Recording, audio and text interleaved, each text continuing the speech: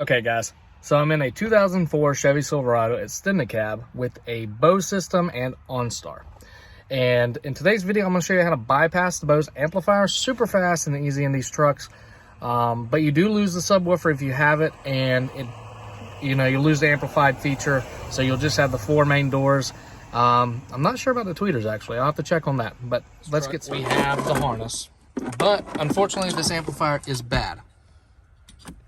So normally you would plug it straight into this 24-pin connector right here, and then there's way back in here, down in this hole, you'll see this connector. You'll have to pop it out, and it can be a pain, but you'll be able to pop it out, unplug it. Hey, look, another 24-pin connector.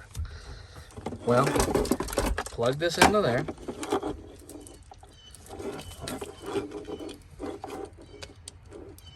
Well, kind of hard to do one-handed. Bam. Turn the key on.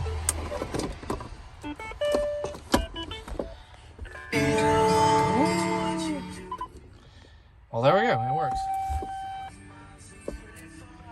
But we've got all the speakers working, and that's how you bypass the Bose factory amplifier in a Chevy Silverado from probably 99 all the way to 2007.